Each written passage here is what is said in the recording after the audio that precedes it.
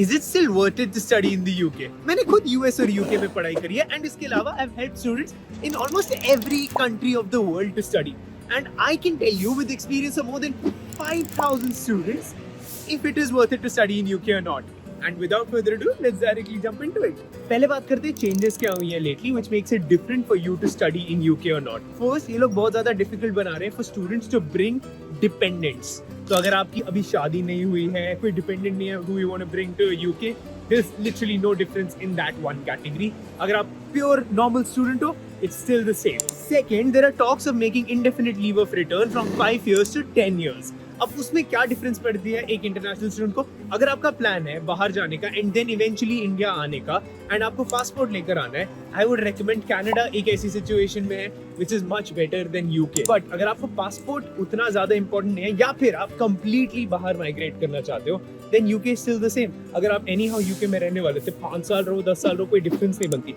But अगर आपका plan था कि आप बाहर जाओगे, पासपोर्ट लोगे और वापस आने का सोच रहे थे या कहीं और मूव करने का सोच रहे थे, then maybe UK is not the place for you. Third, job opportunities. पहले तो ये समझो कि empty vessels make a lot of noise. आपको इतने सारे लोग मिल जाएंगे कि मेरी नौकरी नहीं लगी. बट अगर इवेंचुअली देखोगे ना, it is a very small percentage. Actually लोगों को jobs मिल रही है. ऐसा नहीं है कि लोगों को jobs नहीं मिल रही है. एंड जिनको jobs मिल रही है वो ऐसे वीडियो आके नहीं बना रहे हैं कि I got my job. उनको जॉब्स मिल रही है, वो जॉब्स कर रहे हैं बहुत सारे. There are people who are being hired from India get jobs directly in UK as well. मैंने कितने लोगों के साथ वीडियो बना रखी है. बट अगर आप कोई ऐसे फील्ड के लिए आ रहे हो या फिर किसी ऐसी यूनिवर्सिटी में आ रहे हो जहाँ पे उसकी रिक्वायरमेंट नहीं है, तो वो करने का कोई फायदा नहीं. I've already made a video कि किस फील्ड के लिए आना चाहिए, क्या पढ़ना चाहिए. तो ये चीज दिमाग में रखो कि जो आप पढ़ने आ रहे हो उसकी डिमांड होनी चाहिए. अगर अभी के टाइम पे AI इंजीनियर कोई भी है, टेल मी उसको जॉब नहीं होती. Find me AI engineers are not finding jobs. तो जो डिमांड में है अगर वो पढ़ने आओगे उसकी रिक्वायरमेंट है. जो डिमांड में नहीं है, अगर आप यहाँ पे फिलोसफी पढ़ने आ गए या फिर ह्यूमैनिटीज का प्रोग्राम पढ़ने आ गए जिसकी रिक्वायरमेंट नहीं है, तो how will you find a job? It is just so mind baffling. दूसरी चीज क्या मैं देखता हूँ, लोग यहाँ आ जाते हैं, पार्टीज करते हैं, मजे करते हैं. करो, डेफिनेटली करो, बट जॉब्स के लिए अप्लाई नहीं करते. एंड जब करते भी है तो इतना घटिया application. Have you seen the kind of applications people send when they say कि मैंने 400 जगह अप्लाई किया, 500 जगह अप्लाई किया? Have you seen their resume? I was shocked that one student from UK sent me a resume on 3 pages. अब उन 3 pages पे भी ऐसी बकवास गटर चीजें लिख के रखी थी. Religion, fathers, कौन लिखता है ये सब resume पे? मतलब you would be surprised by the kind of applications people send out and then say कि they are not getting jobs. But does that mean UK has a lot of jobs? I'm definitely not saying that. It is hard. I hope by the end of this video you can make a decision for yourself whether you should come to study in UK or not. All I ask for is a subscribe. कर ही नहीं रहे यार तुम लोग, कर लो subscribe. एक बहुत important question मुझसे बहुत सारे स्टूडेंट्स पूछते हैं, कोई भी टुच्ची यूनिवर्सिटी का नाम ले लो, उस यूनिवर्सिटी से पढ़ के मुझे जॉब मिल सकती है यूके में? My categorical answer is no. अगर मिलेगी भी तो लेबर क्लास की नौकरी मिलेगी, उससे अच्छी life you can get to live in India और any other part of the world. ये तो बिल्कुल भी मत करो अपने साथ जिंदगी खराब. क्या इंडिया में पढ़ना यूके में पढ़ने से बेटर है?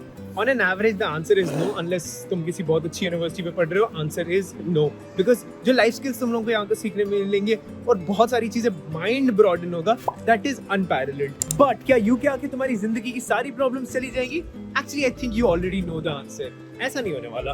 बट अगर तुम लोग अभी भी कंफ्यूज हो कि यूके पढ़ने जाना चाहिए, किस यूनिवर्सिटी में पढ़ना जाना चाहिए या कहीं और पढ़ने जाना चाहिए, कहीं भी वर्ल्ड में, go to the description, fill the form. My team will get in touch with you and do your entire profile evaluation and help you decide which country and university should you study in.